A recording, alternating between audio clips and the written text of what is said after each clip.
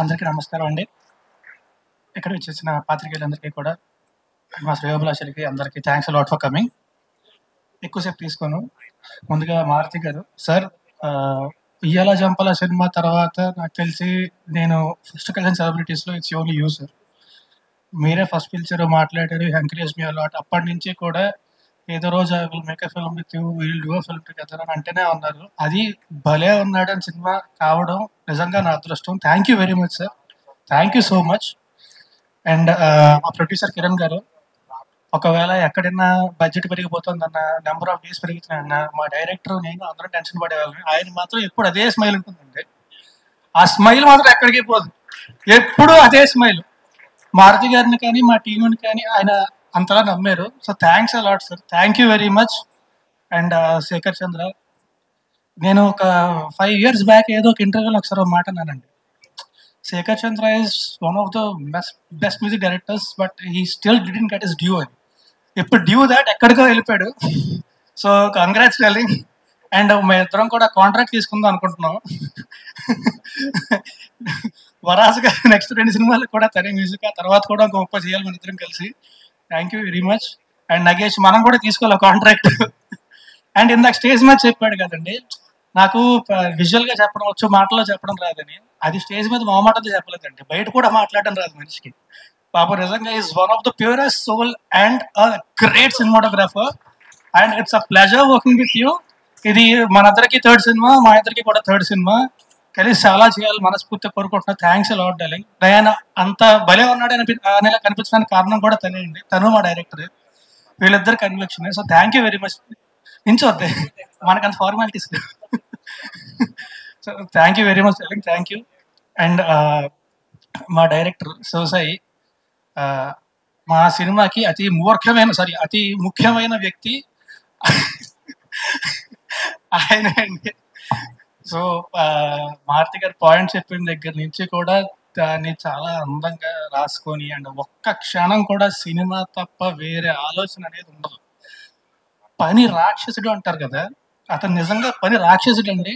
అది తప్పు కాదు, అందరూ కూడా అలాగే పని చేయాలనుకుంటారు.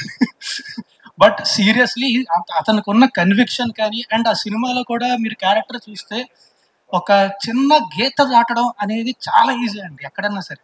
కానీ ఎక్కడా గీత దాటకుండా చాలా అందంగా రాసి అందంగా తీసాడండి. దానికి కారణం ఆయనలో ఉన్న సంస్కారమే సినిమాలో కూడా కనిపిస్తుంది మీకు. So when you watch the film you will understand that.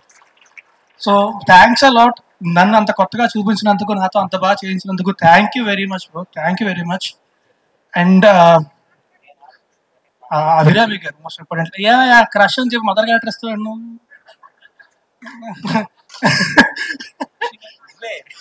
అయితే మాత్రం క్రష్ కాబట్టి గుండెల్లో పెట్టుకున్నాము, మదర్ కాబట్టి సినిమాలో పెట్టుకున్నాము.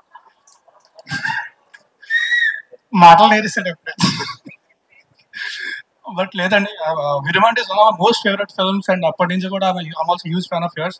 నాకు శివసాయి ఇలాగా అభిరామి గారు అనుకుంటున్నాం అని చెప్పినప్పటి నుంచి కూడా I was really excited to work with you.